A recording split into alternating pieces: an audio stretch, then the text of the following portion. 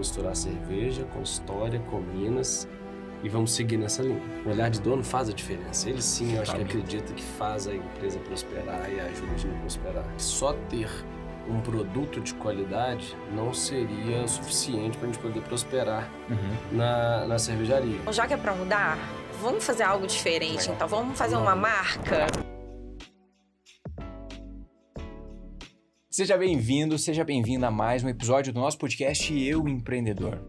Hoje eu estou com um segmento que é a primeira vez que está aqui no nosso podcast e eu sou muito grato, porque quando a gente abre o podcast com um segmento novo, o pessoal já fica atento, já fica tentando entender o que nós vamos fazer. Hoje nós vamos falar sobre cervejaria. Eu até trouxe meus copos, depois eu vou puxar eles aqui para a gente poder degustar uma cerveja.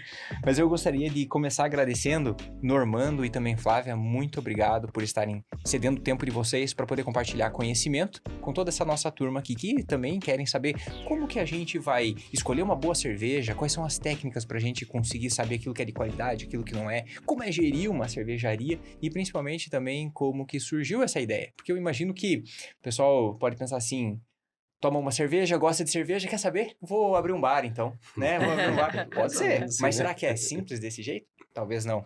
Vamos lá então. Normando, por favor, fica à vontade para você se apresentar também. Flávia, fica à vontade. E vamos lá, como surgiu a ideia e como é gerir uma cervejaria, por favor. Beleza, eu que agradeço, Léo, a oportunidade de estar aqui, batendo esse papo com você. A YME surgiu em 2014, um pouco antes, na verdade, né?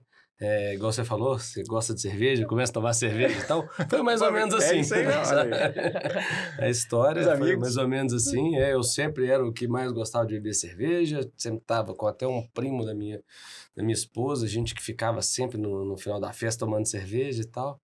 Aí lá em 2008 para 2009, chegou, ele falou para mim, Normando, você tá vendo que tem gente que tem como fazer sua própria cerveja? Falei, que isso, Betinho? Como assim fazer sua própria cerveja? Né? A gente brameiro na época, né? Tomava cerveja comum pra danar um monte, né? E tal. Fazer a própria cerveja. Tem um cara que tá ensinando a gente. Vamos fazer? Eu falei, vamos. Aí falei com meus pais, né? Eu quero fazer o curso de cerveja e tudo mais. E aí meu pai até se interessou, né? Meu pai é médico, neurocirurgião. E aí eu falei com ele, ele falou assim, acho que é uma boa estudar coisas novas e tudo mais, mudar Mas um pouco um da adendo, medicina, o pai dele é né? inteligentíssimo e autodidata em várias coisas. Então, assim, ele Legal. mergulha. Exatamente. E ele ficou super interessado. Fizemos o curso junto de cervejarias e tudo mais. Meu pai seguiu estudando, igual o Flavinho falou, parte teórica muito.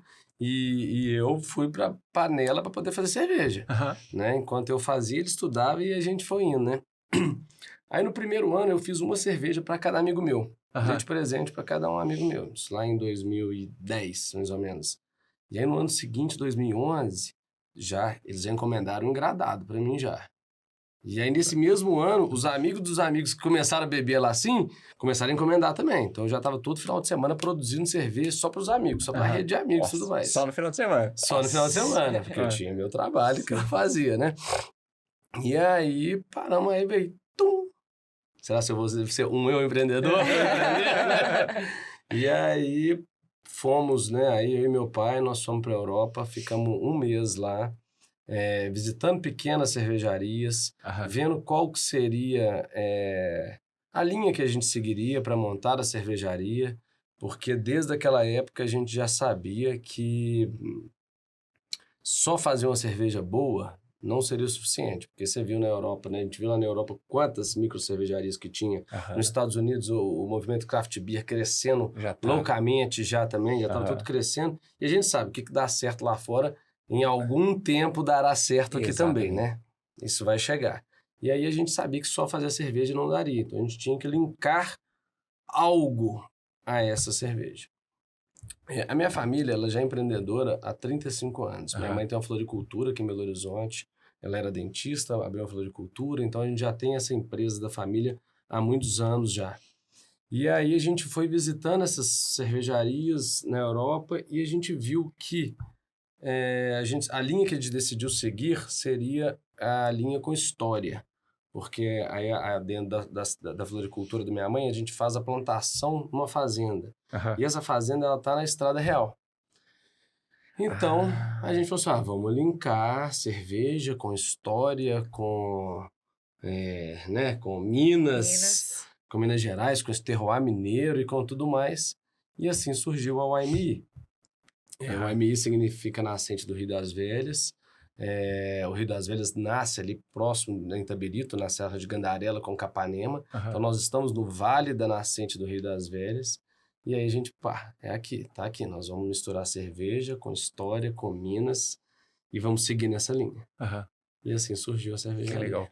Você comentando, aliás, já vou puxar, Flávia, e você, qual que foi o... Então, eu sou nutricionista de formação e desde quando comecei a fazer faculdade, eu também tinha um trabalho paralelo. Minha família sempre trabalhou também com comércio, minha mãe era empreendedora. E trabalhei numa importadora de materiais de festa o período todo e acabou que eu colocava ali paralelo, trabalhava nas duas coisas, tinha o meu consultório e trabalhava nessa outra empresa. E fiz várias pós-graduações na área da nutrição, seguido da faculdade, até que chegou um momento que eu falei, quer saber, eu quero fazer um curso simplesmente por prazer. O que eu gosto? Cerveja.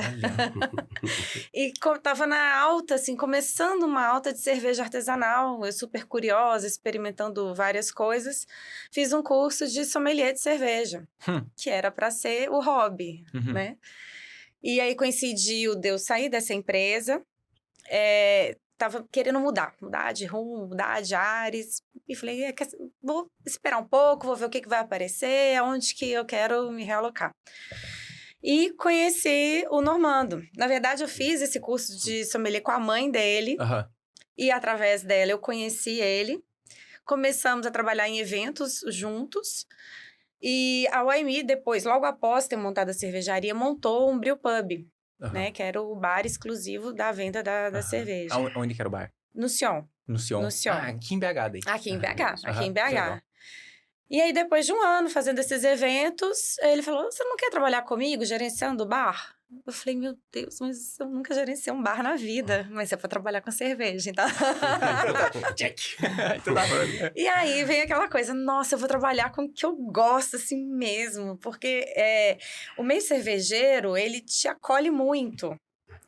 Você faz muitos amigos, muitos contatos. Te abre várias perspectivas, assim, bem diferentes do que eu estava imaginando. E, a partir disso, a gente começou a trabalhar juntos. Depois, ajudei na gestão da fábrica. E, recente, teve a outra proposta de participar do programa de Veste, que é de retenção de talentos, que abre o capital para se associar, né? E com o meu trabalho. Que legal. Então, assim, a cereja do bolo. Que e legal. Trabalhando com o que realmente amo. Genial, genial. Olha só, você, por isso que vocês compartilharam, o primeiro insight que me salta os olhos aqui no Eu Empreendedor, no livro, eu compartilho os 5 Cs do empreendedorismo, que a gente tem que seguir esses 5 Cs para que a empresa ela possa inicialmente prosperar. Como eu sempre digo, o pessoal tem que sair de 0 pessoas a 30 pessoas na equipe. Por que tem que sair de 0 pessoas a 30 pessoas na equipe? É que, né, mais ou menos isso, né, a ideia. Porque quando a gente tá com nenhuma pessoa ou poucas pessoas na equipe, muitas vezes, quando dá um probleminha, tem férias, ou tem que uma pessoa falta, ou, né, tem, enfim, acontece doença, enfim, pede desligamento. Quando acontece isso, quem que vai para a parte operacional? Normalmente é a gente.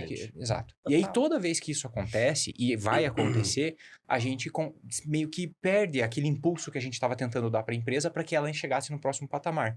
Então, quando a gente consegue montar minimamente uma equipe financeira, né, aí cada negócio tem a sua área, né? Então, uma equipe financeira, uma equipe de vendas, uma equipe de produção, uma equipe de estoque. Quando consegue montar minimamente, né, as pessoas e um backup ou 2 ali, a gente consegue olhar para aquilo e falar assim, cara, tá tudo funcionando. Então, agora eu consigo olhar como fundadores, né, ou gestores, eu consigo olhar e dar um próximo passo. Então, aquilo que me jogava para trás, agora tá pelo menos num piloto automático durante um tempinho, sei lá, alguns meses. Enquanto isso, eu olho para o próximo patamar. E aí a gente muda o jogo. Então, no meu empreendedor, eu coloco esses 5 Cs para que a pessoa consiga chegar até isso. Quando ela chega nesse estágio, aí ela passa para outro. Primeiro C, o que me destacou. Primeiro C, eles são nessa ordem, é coração, cliente, caixa, cadência e cultura. Vocês dois falaram, gostava de cerveja, me aprofundei com a minha família, com meu pai. Você falou, pô, cerveja é o que eu gosto. Esse é o primeiro C de coração. É a primeira coisa que a gente tem que buscar, porque se a gente não... Se nós como empreendedores, né? Quem está nos ouvindo aqui, se nós como empreendedores, a gente não consegue empreender com o coração, as dificuldades vão vir e quando elas virem, se a gente faz as coisas, né, por obrigação, muito, né, por obrigação, ou que a gente não está intrínseco naquilo, a vontade de desistir ela é muito maior, é muito latente e a gente vai acabar encerrando. Não é à toa que mais de 80% das empresas no Brasil, além das dificuldades naturais, elas acabam também encerrando por conta disso, né? Então, mais de 80% nos primeiros 2 anos. Olha que coisa. Então, o coração de vocês aqui dá para ver que vocês amam realmente trabalhar no setor cervejeiro. Então, ser de coração, mais uma vez, não estou inventando aqui, pessoal. A gente já trouxe... Esse é o episódio 76. Então, já são 76 pessoas falando para vocês que tem que empreender com o coração ou a gente vê empreendedores de coração aqui. Isso que é muito legal. A gente vê que isso também passa para a equipe. Né? E nós temos funcionários de muitos anos, né? Todos vestem a camisa, assim, com afinco, total, né? E isso não só na cervejaria, como ele falou da floricultura da família dele, a mesma coisa. Porque a mãe dele também, com esse amor pela floricultura, tem os funcionários de uma vida, né? De praticamente o mesmo tempo. 30 anos de empresa. Os 4 funcionários que estão com ela hoje fundaram a empresa com ela até hoje. Olha isso. E esse ano aposentou a primeira, né? Aposentou uma.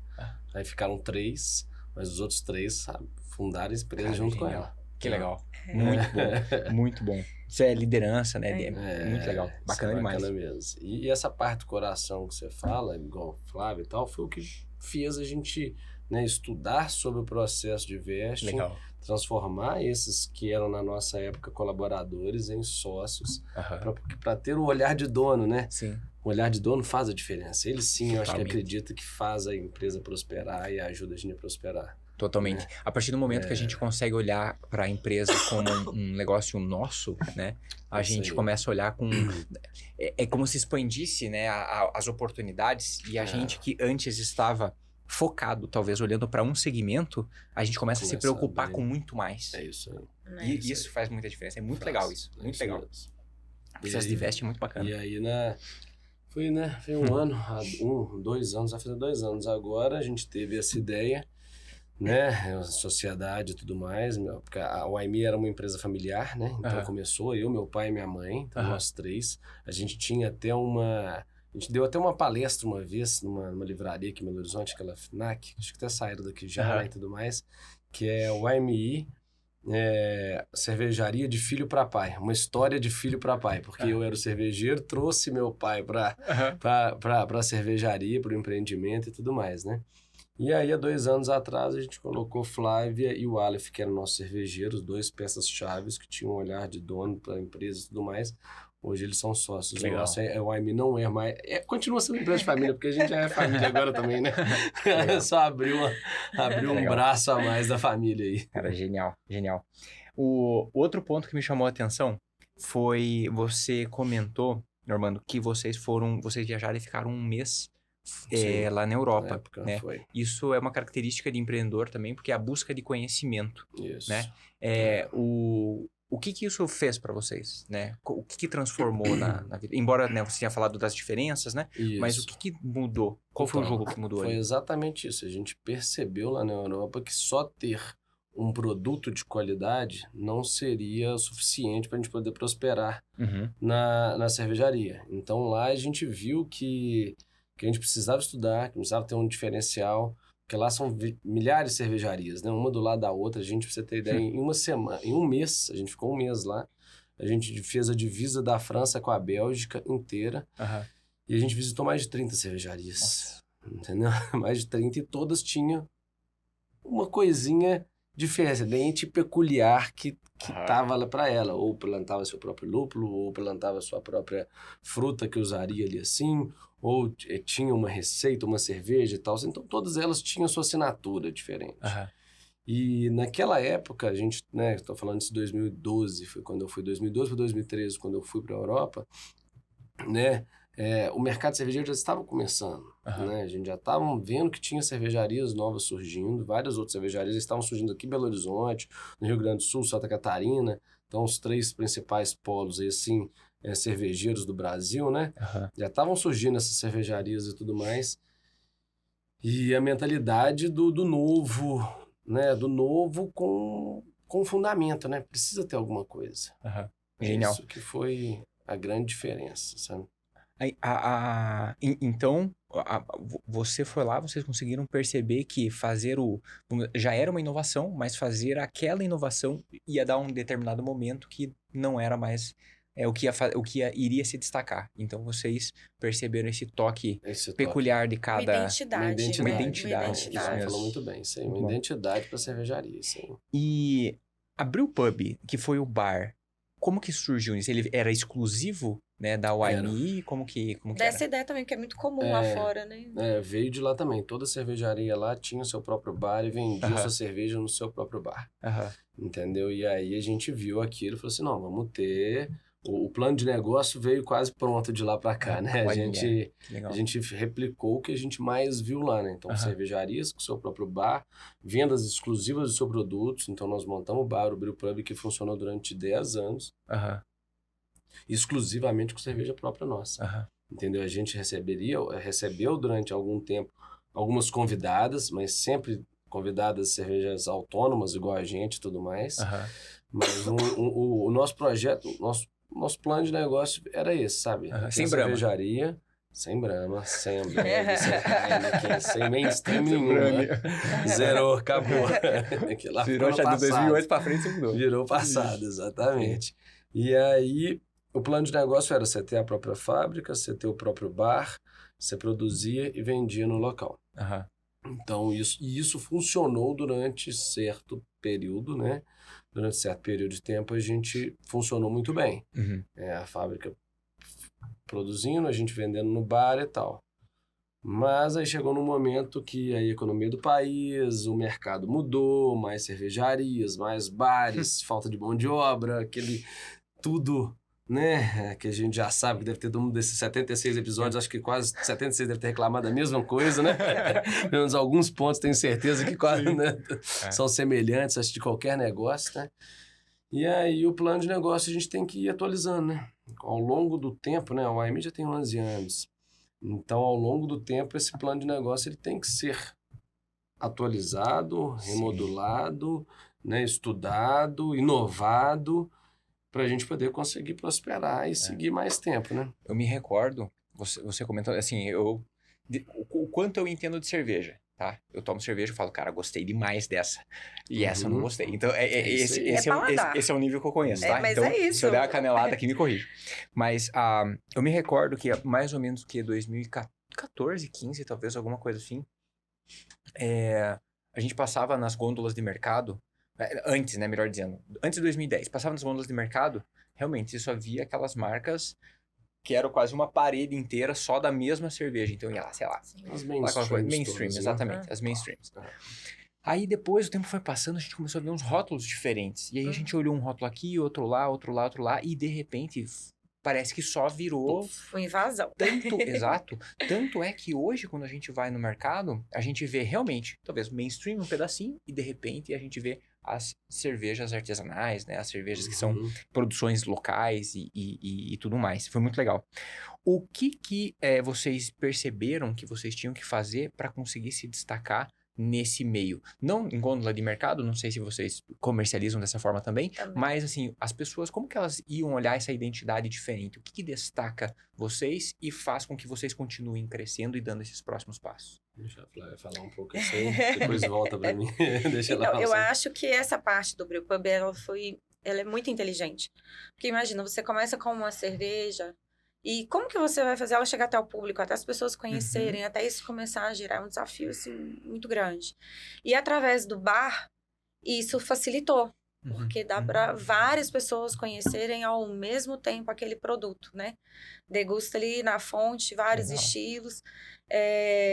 E bar, aqui em BH, né? Como você sabe, 2, 3 primeiros anos é frenético. Então, a gente consegue receber um número muito grande de pessoas, né? E isso começa a circular a marca e tudo mais. Hoje, nós nos consideramos uma marca mais consolidada no mercado.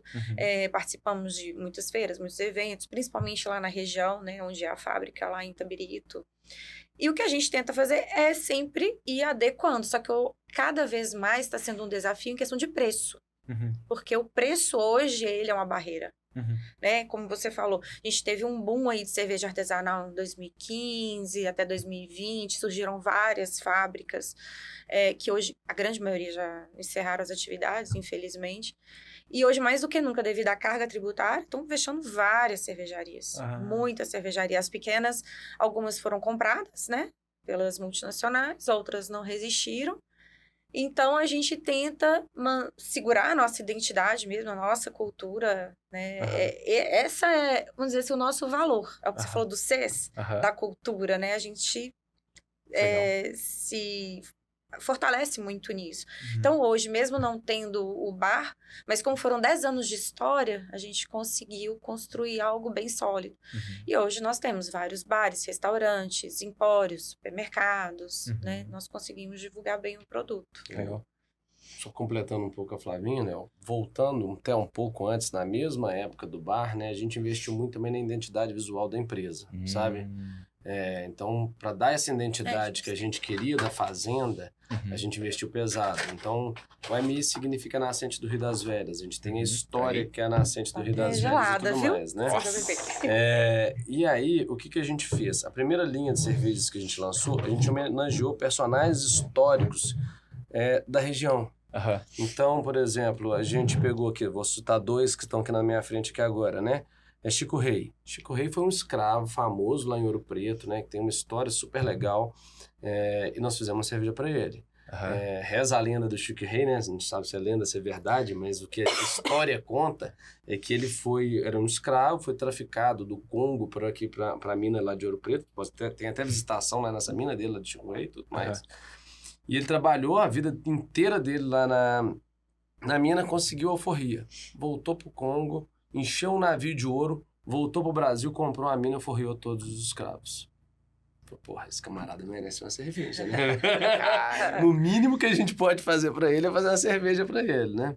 E assim foi. Aí a gente tem aqui Capitão Burton. O Capitão Burton, ele era do exército inglês, ele viajou o Rio das Velhas e o Rio São Francisco, catalogando as tribos indígenas e a parte do Rio. Então, e eles todos passaram dentro da Fazenda Nossa, porque a Fazenda Nossa ela tem uma ponte em L que quase todos eles descreviam nos seus diários, nos seus livros, sabe? Sério? Que legal. E a história é bem legal também, como que a gente descobriu isso? Meu pai, né, o estudioso, tudo mais, né, ele chegou um dia e me ligou, filho, tem um médico aqui no Felício Roxo, que meu pai é médico lá no Felício Roxo, falou que vai jogar fora, vai queimar um monte de livro na casa dele, que ele tá cansado de pessoal de limpar poeira. Busca esses livros lá pra mim, porque não pode queimar livro, né? E aí eu fui lá com uma caixinha de sapato, achando que eu ia pegar uns 3, 4 livros. Eu tinha um Palio na época, te falo, enchi o Palio inteiro. Era porta-mala, banco de trás, banco da frente, veio eu dirigindo um Paliozinho assim. Livro pesa, hein? Cheio de livro. Parece Fiz uns 30 viagens lá, descendo e subindo lá assim e tal. Peguei que tanto de livro. Pai, descarreguei lá na garagem dele, tá aí só seus livros, né? E nesses livros meu pai viu o diário de Capitão Burton, o diário do Saint-Hilaire, o diário do Barão de Chevègue. São os 3 que a gente homenageou, né? Então a gente pegou uma receita inglesa e homenageamos um inglês. Pegamos uma receita alemã, homenageamos um alemão, uma receita francesa, um francês. E o Chico Rei, que era lá da região e tudo mais. E aí a gente volta. A cerveja, ela precisa principalmente a artesanal, né? Ela precisa de movimento, dinâmica, você precisa ter evolução, cada vez você precisa de mais, são novos sabores, novos, né, descobertas a cada tempo, descobre um lúpulo ali, descobre um ingrediente que fica legal e tudo mais. Atualização com as tendências, né? Porque também tem tendências. Né? E aí a gente lançou a nossa segunda linha, entraram em homenagem à fauna e à flora da Bacia do Rio das Velhas.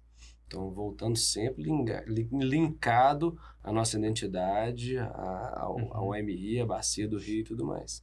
Aí a gente lançou a Carcará, que é uma IPA, lançamos a Flor da Lua, depois lançamos uma Double IPA, que é Morar por Nós, e fomos lançando assim. Até hoje a gente segue os lançamentos que a gente faz, a gente sempre tem esse link. Aí você falou, voltando um pouco mais no que você falou, então a primeira venda que você faz da cerveja é no olho. Você vai no supermercado, igual você falou, o que você gosta, o que você não gosta. Mas antes de saber o que você gosta e não gosta, você vai ver no supermercado o que você acha bonito, o que você acha legal, o que te toca no que você está olhando. Total.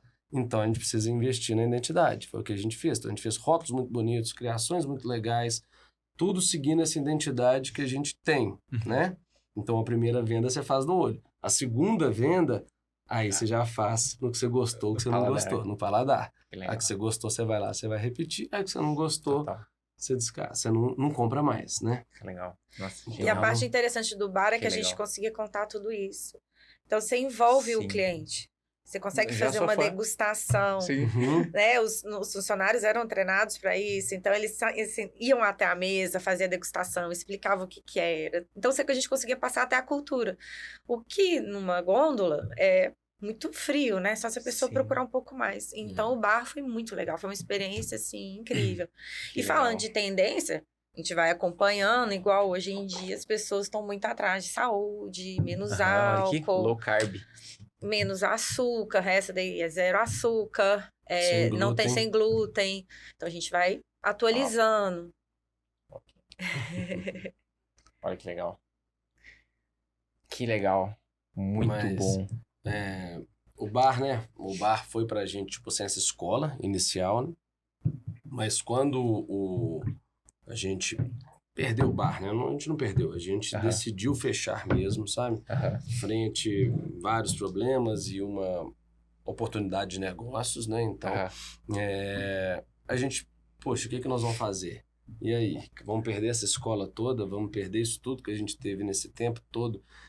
Nossa característica mesmo, né? Não, abriram-se outras portas, né? A gente procurou, foi aquilo que você até falou com a gente aqui, né?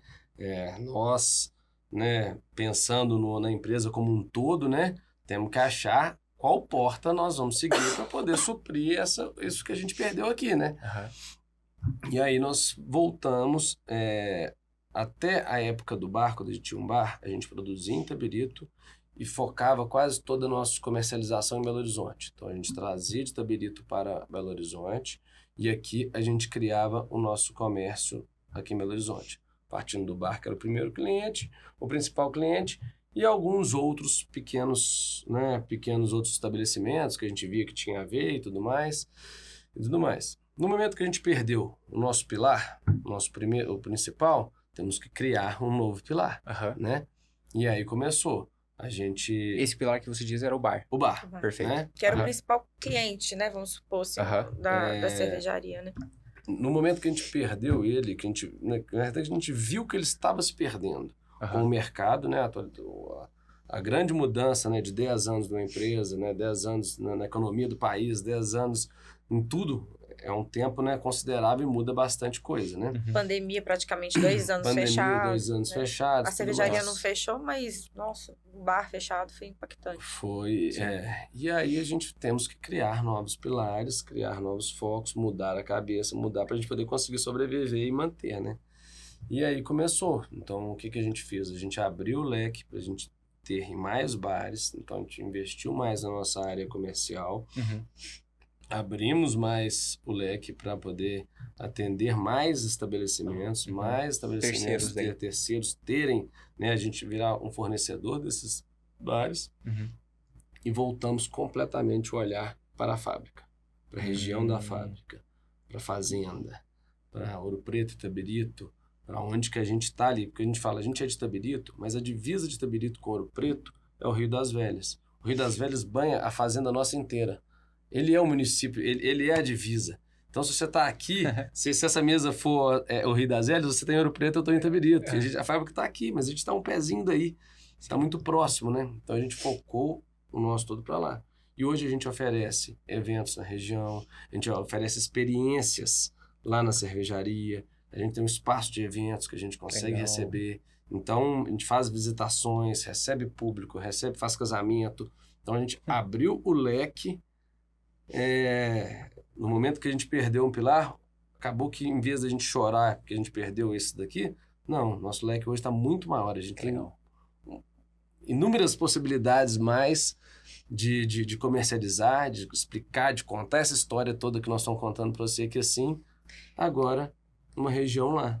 Legal. E o online, para vocês, ele também é uma forma de comercialização? E também na pandemia, quando, né, foi fechando? Sim. A pandemia, ela é super na cara, isso que eu vou falar agora, com os olhos de hoje, né? Mas ela foi dura com muito tipo de empresa, muito tipo de negócio, porque ela ficava com aquela esperança. Não, daqui 1 mês. Não, é daqui 2 meses. Não, é daqui 3.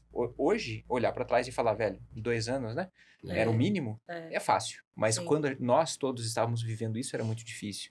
Né? E aí, o online para vocês acabou sendo uma saída também? Ou... Foi quando surgiu. Não. Foi quando surgiu, né? Nosso online surgiu na pandemia. Eu confesso que a gente não deu ainda para ele o tempo e o investimento que o online merece. A gente ainda está caminhando, engatinhando ainda com o nosso serviço online. Isso é até legal, porque mês passado eu vi uma entrevista, não sei se você chegou a ver também, deve ter visto, assistido, a entrevista do CEO do iFood, falando sobre a barreira que existe comercial no Brasil, que o Brasil foi construído com uma barreira, já desde lá da colonização do país, com uma barreira dos grandes empresários dos negócios, para a galera não ultrapassar. Então, nós que somos pequenos empreendedores, por que a gente demora muito e por que tão poucos conseguem ultrapassar essa barreira? Porque o país foi moldado com essa faixa que bloqueia e que trava, sabe? Ou os grandes empreendedores, ou o próprio governo, ou os dois juntos. Então, te achata. E qual que é o mecanismo que hoje existe, que surgiu, que você consegue atravessar essa barreira? A internet. Então, através da internet, você consegue atravessar essa barreira, porque você consegue levar o seu produto a muito mais pessoas, você consegue mostrar muito mais. E de uma forma até relativamente com um custo bem reduzido. Bem reduzido, exatamente. Imagina um tanto de gente que está me escutando aqui agora, que vai nos escutar, né, aqui no seu podcast, que nunca nem ouviu falar na OMI. Acredito que 90% do seu público não conhece a gente, sabe? Nós não vamos conseguir chegar neles por causa disso. E até falando nisso, essa turma pode encontrar aonde a OMI? Hoje? No site lojaoimi.com. Legal. Em supermercado, aqui em BH, nós vendemos no Verde Mar. Lá na região, nós vendemos para a rede Farid. E a gente tem um negócio muito legal no nosso Instagram. Toda semana a gente posta um estabelecimento que tem OMI. Então, quem entrar no Instagram hoje e ver no histórico lá assim, ele vai conseguir ver todos os bares de Belo Horizonte, Itabirito, Ouro Preto, que tem a nossa cerveja. Então, a gente, uma vez por semana, a gente está postando um estabelecimento que tem a nossa cerveja. Então, antes a gente focava 100% na postagem do nosso bar. Hoje a gente foca, todo dia a gente divulga um novo estabelecimento que tem a cerveja. Que legal, genial. E os estabelecimentos marcam vocês também? Marcam, repostam. Isso aí que legal. Sim. E a gente faz essa roda girar, tentando atravessar essa barreira. Que legal, genial. E para quem quer aproveitar, seguir no Instagram, o Instagram, qual que é o arroba? @YMI. YMI. No final. No final. Isso aí, assim. Exatamente. Isso. @YMI. Vai estar aí na tela também para vocês. Inclusive, que, nós estamos aqui, tem duas identidades assim, diferentes de logo. Essa daqui é a que foi fundada. E no ano passado, quando foi o aniversário de 11 anos... De 10 anos no passado, de 10 anos. Teve essa mudança, essa virada, que foi o encerramento do bar, foi essa mudança que tinha que ter. E aí o Normando teve essa ideia de falar, então já que é para mudar, vamos fazer algo diferente. Então vamos fazer uma marca. Arrojado, hein? Vamos ter essa marca agora de um outro pontapé, né? De uma outra direção. E no negócio, né, de tanto da cervejaria quanto do próprio bar, que vocês tiveram muitas experiências, né? Quais são, se vocês pudessem citar, por exemplo, 2 insights, quais são as principais coisas que quem está empreendendo nesse setor teria que tomar muito cuidado para não ser atropelado? por exemplo, né? Por exemplo, se vocês fossem abrir do zero, quais são as 2 coisas que você olha e fala, cara, isso aqui não pode ter problema, isso não pode escorregar, porque é muito sério e isso pode fazer a gente fechar, né? Ou ter consequências. A primeira parte é clara, né? Tributação. Contabilidade, você tem que ter um belo de um escritório especializado para poder saber, né? Não falo só na cervejaria, mas acho que qualquer negócio que você for montar, que a pessoa for montar, ela tem que saber muito bem as nuances tributárias do país, né? O país, eu brinco, né? Eu sei que nós estamos aqui num local de incentivar empreendedores, mas não é fácil não. Se você for brincando, você tem que estudar bastante e ir bem preparado no mercado. Então, primeiro, disparadamente, estudar bem sobre as nuances tributárias, os processos. Um plano de negócio muito bem feito. Um plano de negócio, principalmente tributário. Né? Não dá para pensar, né? Só, é um lugar legal, eu acho, não cabe, eu acho. Eu acho que esse imóvel vai ser interessante, eu vejo pessoas passando aqui. Não dá mesmo. Tem que ser um estudo muito bem feito, aprofundado, dedicado. Não tem mar, vamos pro bar, né? E tal, vamos abrir que vai dar certo. Não é bem a história, não é muito assim, né? Assim. Então, no ramo da cerveja, o principal é a tributação, que é hoje o nosso maior inimigo. Infelizmente, o Estado, que teria que ser quem nos apoia a crescer, a nos ajudar a crescer, é ele que trava a gente, não deixa a gente crescer. Então, quem for tem que pensar isso.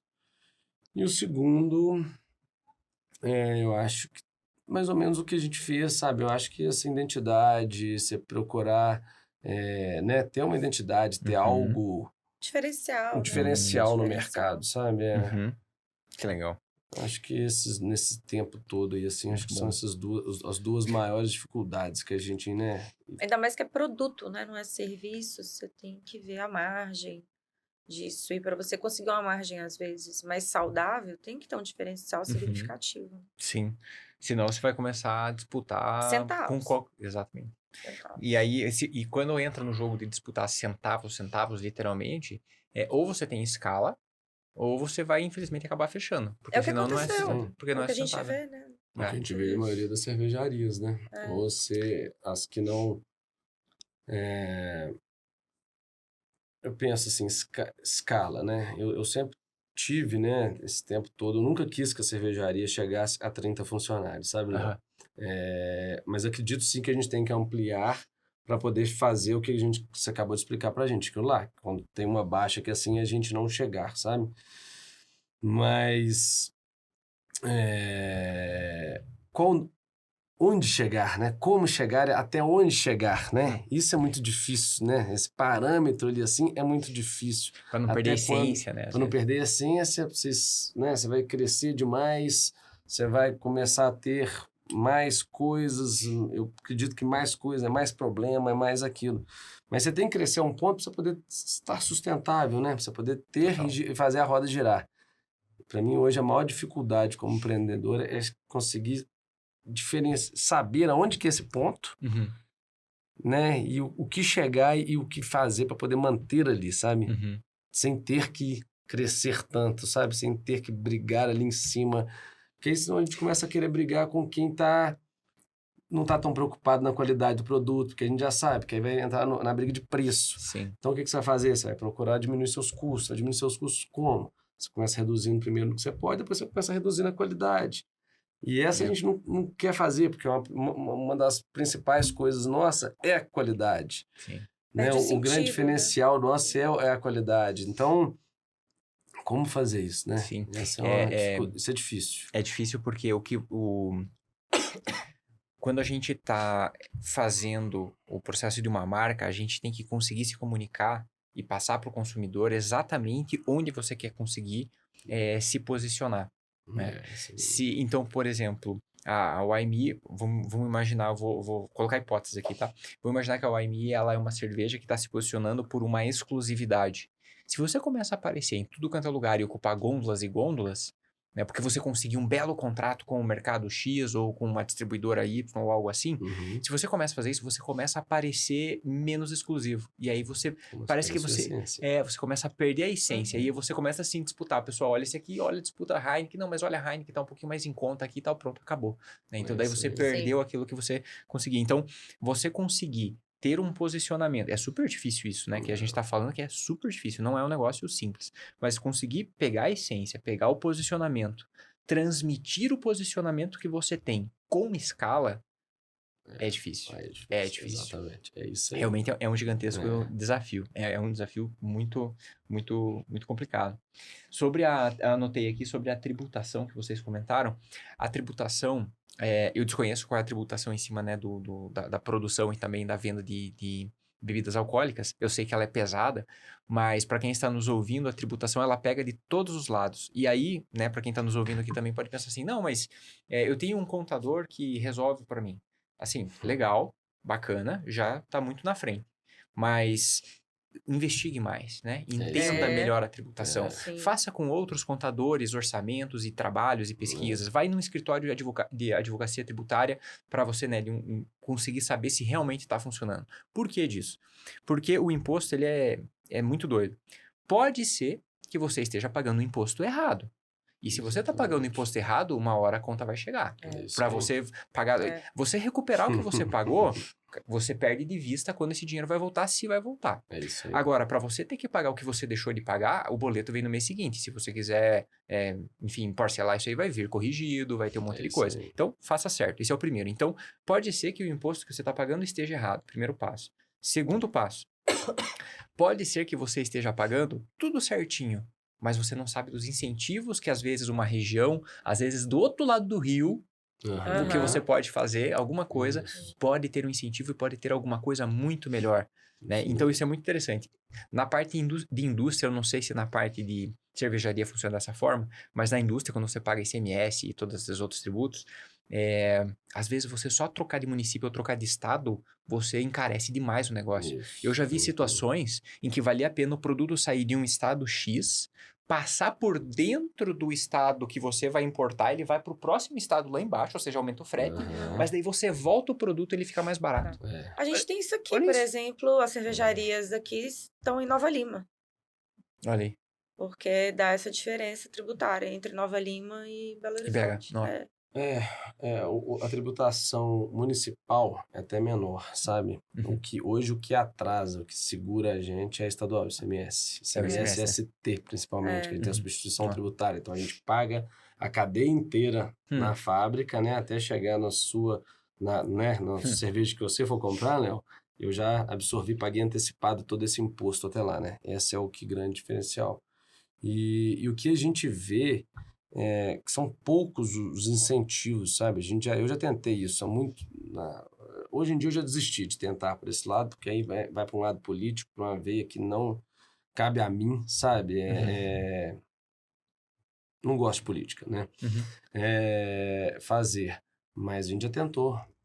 Já tentamos a gente criou uma associação para a gente poder ter briga política, tentar pleitear mais incentivos, alguma coisa assim, porque você vê, a Heineken vai vir montar uma unidade aqui em Minas Gerais, ela recebe um benefício gigantesco, ela não fica, sei lá, 30 anos sem pagar ICMS. Enquanto isso, a gente paga assim, na ripa ali, assim, né? E aí eu acho que essa é a grande diferença. Pior que isso mesmo. Por que o mercado brasileiro não cresceu tanto na cerveja quanto o americano, que também tem muito imposto, mas teve um incentivo gigantesco, quanto o europeu, que também tem muito imposto, mas teve um incentivo. O brasileiro não teve um incentivo. Então, o brasileiro ficou focado, a gente volta de novo. Por isso que eu falei que fez tanto sentido essa entrevista dele lá assim. Legal. Mas as mainstreams não deixam. O que acontece? É eles que não deixam o governo fazer. Eles são a base do governo. Eles não deixam o governo. Então, mas esse que você falou dos estados, tinha sim. Tinha, né? Hoje em dia, agora, já, né? Eles vão entendendo, né? O próprio governo vai entendendo esses pequenos espaços que antigamente tinha, né? Até falo, o Espírito Santo era um estado que tinha todo o incentivo para você poder ir para o Espírito Santo. Então, no Espírito Santo, você montava empresas lá e dava para você fazer essa jogada. já não vale mais a pena. Eles já se ligaram e já não vale mais a pena tão mais. Então, eu acho que do mesmo jeito que a gente busca formas, né? Eles também buscam formas porque eles têm que manter rentável o Estado, né? E tem que ficar olhando, porque muda muito, né? Muda demais. Foi bom também no ano passado, muitas coisas aconteceram no ano passado. A gente também contratou uma consultoria financeira para fazer, para nos ajudar com esse olhar de fora, para fazer um estudo também mais aprofundado. Também fizemos essa revisão com os dois, a contabilidade e com eles, para ver, a gente tá certo, o caminho. Porque cada 2, 3 anos a gente faz uma consultoria tributária, sabe? Porque isso, porque atualiza muitas coisas, né? Muda muita coisa, muda muito negócio, então a gente tá fazendo. O ideal seria fazer, tipo assim, todo ano você fazer uma... Mas aí entra no custo, né? E como é que uma empresa consegue pagar todo ano uma consultoria tributária, né? E aí você vai, mas tem que fazer isso mesmo. Você tem que atualizar, ficar atento, estudar. Nunca pode achar que você sabe. Que sabe tudo e que tá estabilizado. E que tá indo bem. Estabilidade não existe, né? E vocês comentaram um pouco sobre ter ideia, né? Olhar um lugar, ter lá o bar, passa muita gente na frente, será que vai ser legal, será que não vai? Se vocês fossem escolher um ponto novo, né? Um ponto para fazer uma nova brew pub, por exemplo, o que vocês olhariam, né? O que assim, sem sombra de dúvida, vocês olhariam e falar, puxa, esse aqui parece um ponto bacana por causa disso. O que vocês tomariam cuidado? Desde contrato a talvez até pessoas, bairros, sei lá. Eu não abriria um bar mais na minha vida. A dica é essa, sabe? Essa é a primeira dica. Mas, exatamente porque hoje em dia, Léo, não é só mais você ter aquele ponto legal, sabe? Você tem um ponto que passa gente, que está visitado, que você vê que outros bares estão prosperando e outra coisa, né? Porque a gente vai bater naquilo que eu te falei, que acredito que dos 76 que passaram que tem esse problema, a mão de obra. Então não tem mão de obra no mercado, sabe? Você vai abrir um bar, você vai penar com a mão de obra, não existe gente, sabe? Pessoal que existe, mas... Mais do que nunca. E depois da pandemia piorou, porque é difícil o transporte diminuiu muito a partir das 22 horas. Né? Você não consegue para funcionário. E tanto que hoje em BH, a vida noturna acaba no máximo meia-noite, 11 horas e pronto. E muito devido à mão de obra, à falta de mão de obra. Interessante. Depois da pandemia ali de 21, 22... o que eu percebi, falando de varejo especificamente, varejo, loja, né, restaurantes e falando de mão de obra, me pareceu que as pessoas, elas, não sei se é um efeito de home office, ou de trabalho remoto, ou em casa, ou algo assim, elas, parece que elas estão menos compromissadas com um trabalho presencial. Parece. Eu não posso afirmar que eu não tenho estudos, mas eu converso com diversos empreendedores, empreendo também. Então, me parece que tem menos compromisso com a responsabilidade que tinha antes. Eu não estou comparando pessoas aqui. Eu estou comparando como era e como me parece está ficando. Então, o comportamento anterior me parecia que era muito compromisso. Não, eu tenho que ir lá, eu vou fazer, eu vou trabalhar e eu preciso porque é isso aqui que eu tenho. Essa é a minha atividade fim, é isso que eu preciso fazer de fato. Agora, depois eu falei, não, cara, talvez eu vá fazer, talvez não. Por isso que hoje nos bares você encontra muito freelance. Você não consegue alguém para contratar mesmo. Tem que ser freelance porque a pessoa trabalha quando ela quer, assim, né, de acordo com a agenda da família, da agenda social. Vai lá, trabalha, não tá, fica em casa, né? Mas porque também não é fácil. Isso é bem previsível. Eu falo isso porque no bar eu fiquei 4 anos trabalhando à noite. Não é uma vida também fácil. Você abre mão de muitas coisas. Você abre mão de família, de vida social. Você vive o oposto que as pessoas vivem, né? Você vive uma vida muito noturna. Então, eu acho que com a pandemia também, as pessoas experimentaram o outro lado. Que era quem estava muito distante da família, muito distante de outra realidade, né? E começa a colocar na balança. E ver essa possibilidade. Hoje tem PJ, né? Pessoas podem trabalhar como PJ, como freelance.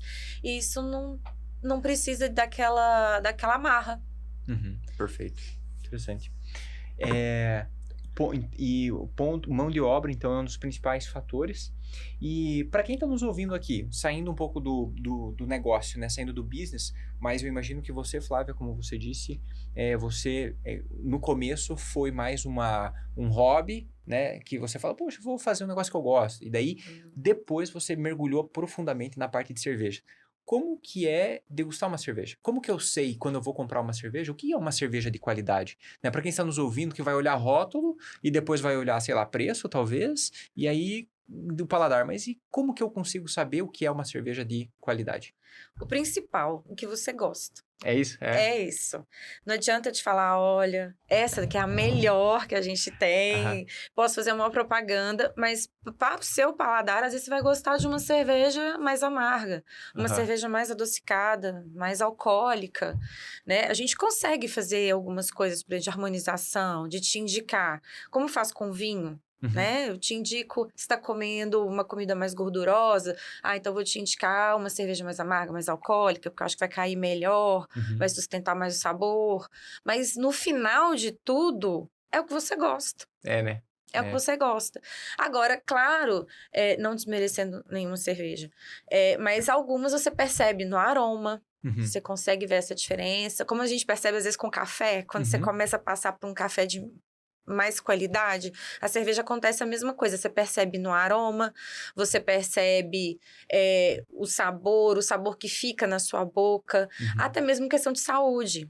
Porque tem cervejas que produzem um álcool superior, que te dá uma ressaca, te dá uma dor de cabeça, te dá um problema intestinal.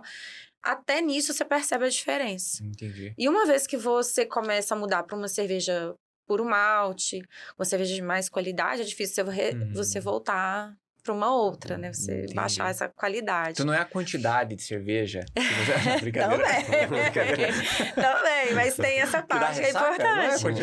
Tanto que é uma tendência. Hoje, quase todas as cervejas estão se tornando 100% malte. As pessoas começaram a experimentar isso e viram benefício no corpo, no paladar, né? E quando não é 100% malte, daí é mistura? Mistura milho, arroz, que é muito mais barato, né? Que tiver... Barato e que produz açúcar, né? No que você faz. E tanto que lá fora é comum você experimentar uma cerveja a temperatura ambiente. Aqui no Brasil, quando as cervejas chegaram, era o mais gelado possível, para que suas papilas gustativas fiquem adormecidas e você não percebe aquele sabor. Olha só que interessante. Né? Então, quanto mais gelado, foi daí que surgiu. Por isso que nós, aqui no Brasil, claro, tem a temperatura do clima e tal, mas muito por isso. Tanto que essas outras cervejas, você coloca no copo, ela começa a esquentar um pouquinho, você joga fora. O cheiro começa a incomodar, né? Dá um cheiro meio de milho cozido ali.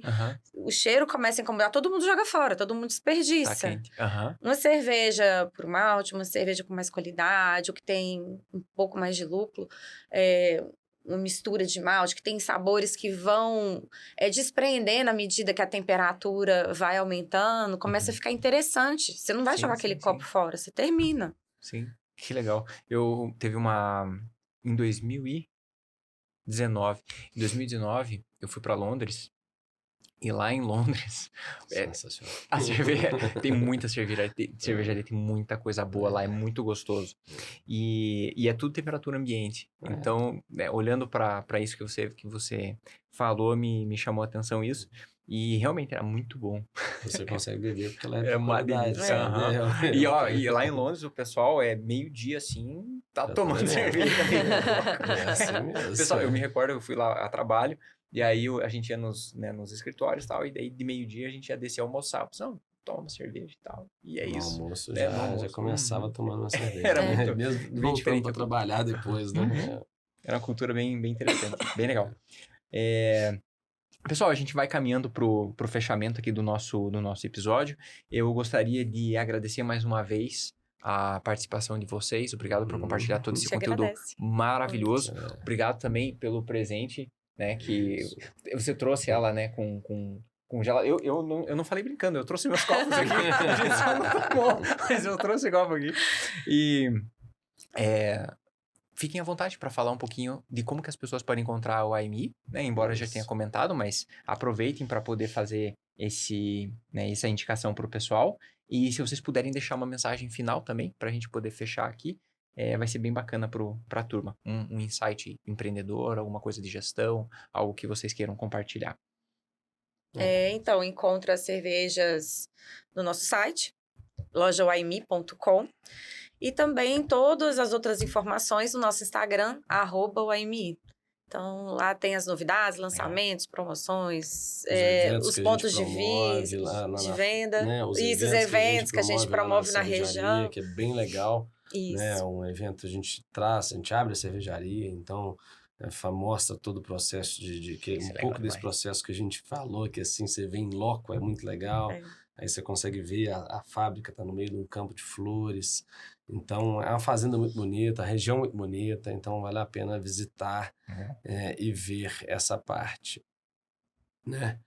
E a mensagem empreendedora é isso, acho que tem que, para todo mundo que quiser empreender, né?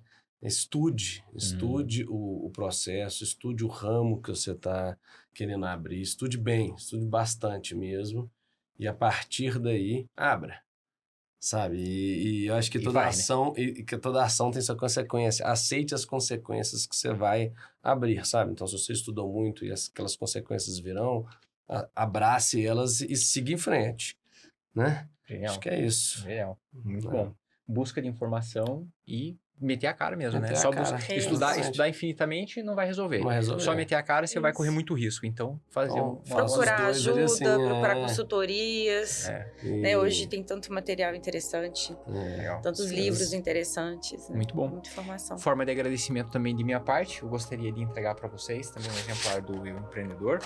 O Eu Empreendedor, como eu comentei, a gente compartilha... Muito obrigado, Armel. Eu que agradeço.